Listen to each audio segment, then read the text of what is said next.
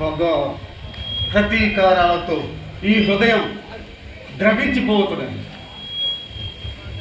నా సోదరులకు, నా తండ్రికి జరిగినటువంటి అవమానం, వారు పడ్డ బాధలు ఈనాటికి నా చెవిలో మారుమోగుతున్నది.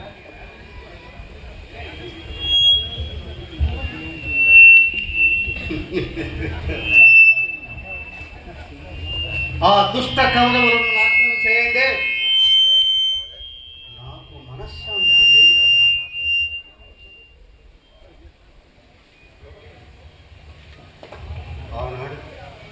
ఆనాడు గాంధారీదేవి, నా సహోదరైన గాంధారీదేవి ఆ సుయోధనుని మాతృమూర్తి అయిన గాంధారీదేవికి వివాహము జరిగిన అనంతరం ఆమెకు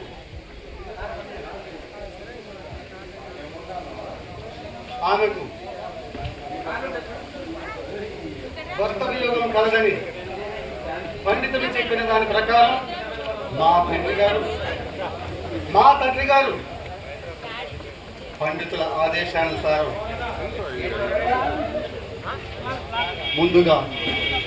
ముందుగా ఒక మేకతో వివాహం జరిపించి ఆ పిమ్మట ఆమెకు వివాహం జరిగినా ఎటువంటి ఉపద్రవాలు లేవని చెప్పగా మా తండ్రి గారు ఆ విధంగానే చేశారు.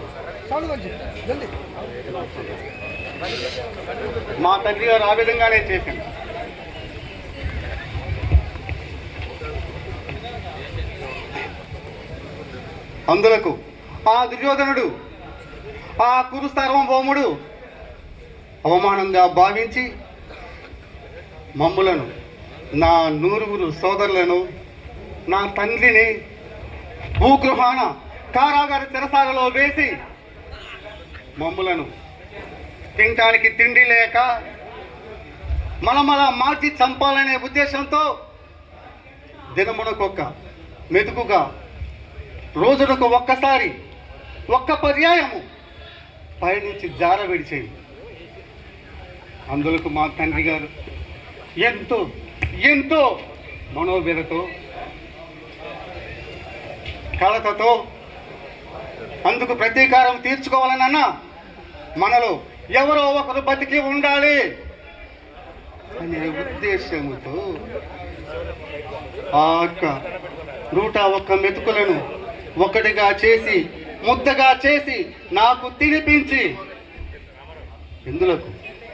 ఎందులకు సోదరులలో కడగొట్టి వాడినని, ఆయుష్మంతుడనని, పగ తీర్చుటకు నేనే సమర్థుడనని మా తండ్రి గారు ఎంతో విశ్వాసంతో ఆ 101 మెతుకుల సమూహమైన ఆ అన్నపు ముద్దను నాకు తినిపించి నన్ను బ్రతికించి ఏనాటికైనా ఆ పాండవులపై పగ సాధించి తీరవలను అని నాకు హితబోధ చేసింది.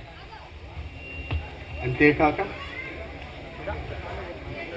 శత్రువును ఎదిరించుటకు బలము చాలనప్పుడు, బలగము లేనప్పుడు యుక్తితో, ఉపాయముతో శత్రువును ఎదుర్కొనవలెను అని మా తండ్రి గారు ఆనాడు చెప్పిన మాటలు ఈనాటికి నా చెవుల మారుమోగుతున్నాయి. నా యొక్క సోదరులు తిండికి లేక మలమల మాడి ఒక్కొక్కరు రోజుకొకరు ప్రాణాలు విడిచిన సంఘటన ఈనాటికి నా కన్నుల ముందు కదలాడుతూనే ఉన్నది. అందుకు ప్రతీకారం చేయవలనన్నా ఆ పాండవులకు ఆ శ్రీకృష్ణ భగవానుని అండ ఎలాగో ఉండనే ఉన్నది. ఆ పాండవులను జయించటం ఈ సృష్టిలో ఎవరి వల్ల కాదు. ఆ భగవానుని అనుగ్రహంతో ఆ పాండవులు విజయులై వర్ధిల్ల కాదు. అలాంటి వారితో కయ్యము కలిపిన ఏ విధంగా ఆ ధర్మజునకు జోరమన్న మహాప్రీతి, దానిని ఆసరాగా చేసుకొని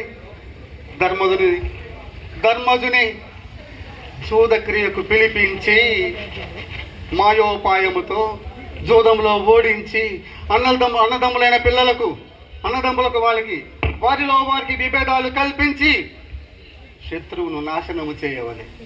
అవును, శత్రువును నాశనం చేయవాలి. అందుకు నా తండ్రి గారు చెప్పిన పాటని అనుసరిస్తున్నాను. ఏ నాటికైనా శత్రుశేషం లేకుండా ఆ కురుసార్వభౌములను నాశనము చేయవలెనన్నా నా ఒక్కడి వల్ల అయ్యే పని కాదు. కనుకనే మేనమామనని మంచిగా నటిస్తూ, వాళ్ళకి హితబోధ చేస్తున్నట్లుగా నటిస్తూ పాండవులకు కౌరవులకు విభేదాలు సృష్టించి శత్రుత్వాలు కల్పించి వాళ్ళకి తగాదాలు పెంచి యుద్ధమునకు దారి తీసినట్లుగా చేయవాలి. అవును, అప్పుడే ఆనాడే నా పితృదేవునకు, నా సహోదరులకు, వాళ్ళ యొక్క ఆత్మలకు శాంతి, నాకు మనశ్శాంతి. అట్లు చేయనిచో, ఈ పగను నేను తీర్చలేనిచో నేను నా పితృపితామహుల గతికై తప్పిన వారనగుదును. అందులకై దీక్షా కంకణంతో వాళ్ళని ఎదిరించుటే నా యొక్క ప్రథమ కర్తవ్యం. జై హింద్.